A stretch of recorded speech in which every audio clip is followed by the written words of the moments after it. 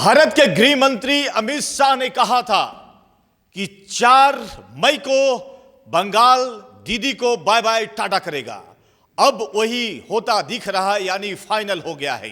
बंगाल में भगवा खिल चुका है और अब देखिए बंगाल में जिस तरह से भगवा खिला है, देश के प्रधानमंत्री नरेंद्र मोदी ने भी कहा था बंगाल के चुनाव के कैंपेन के दौरान कि मैं अब उसी दिन आऊंगा जिस दिन बंगाल से ही कोई बीजेपी का कार्यकर्ता मुख्यमंत्री पद का शपथ लेगा।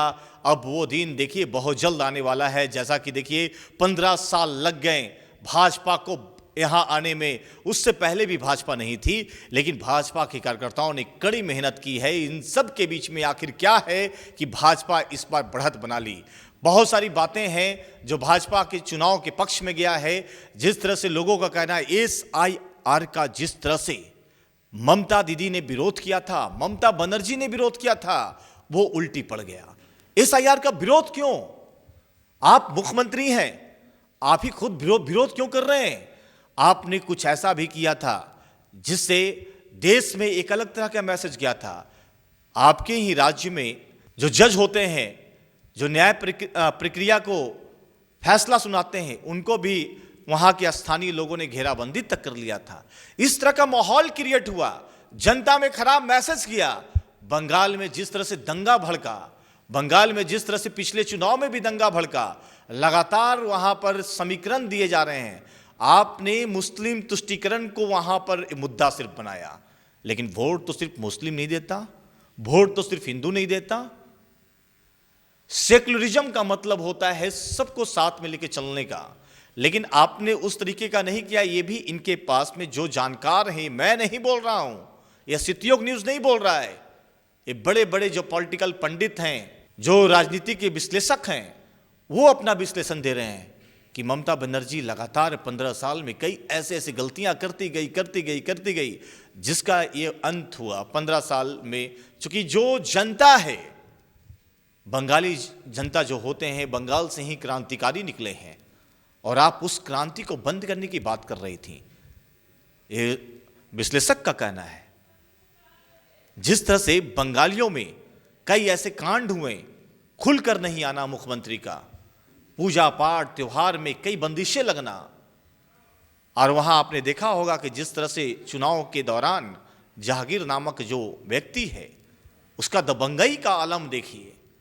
इन तमाम जो चीज था धीरे धीरे बंगालियों के बीच में घर कर गया था। जो बंगाली वहां पर जो वोटर थे, जो कैडर वोटर थे, यहां तो कहने लगे लोग कि रेप होगा, इतना पैसा फिक्स्ड हो गया कि जिसको रेप होगा, इस तरीके की बातें चल रही थी। इन तमाम जो चीज है वो कहीं ना दीदी के लिए सिरदर्द साबित हुआ, और अंदर अंदर जो घाव पैदा हुआ उसका नतीजा है ये।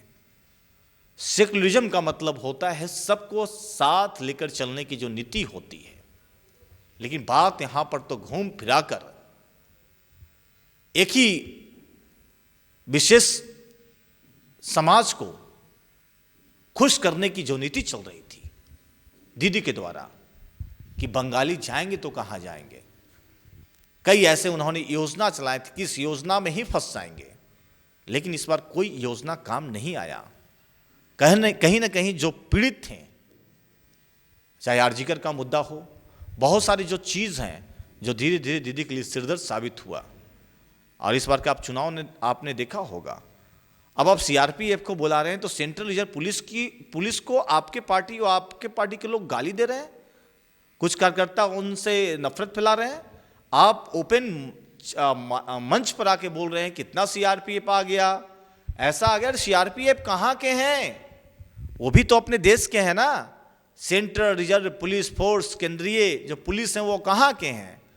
तो उनका ड्यूटी है, केंद्र ने उन्हें ड्यूटी दिया है आपके राज्य में। तो आप देश के सैनिक के साथ में इस तरह की बात करोगे, बर्ताव करोगे, तो जनता तो जानती है, जनता तो सब कुछ जानती है। जनता को कितने दिन तक लोग भरमा सकते हैं? उन्होंने निष्पक्षता के तौर पर यहां वोटिंग करवाई, डर का जो माहौल था उसको खत्म किया, लोग वोटिंग करने नहीं जाते थे, वोट का परसेंटेज बढ़ा। इन सब तमाम जो चीज है बीजेपी के लिए पक्ष में आया, और इस पर बीजेपी वहां सत्ता बनाती दिख रही है। बाकी आपकी क्या प्रतिक्रिया है, जरूर बताएंगे।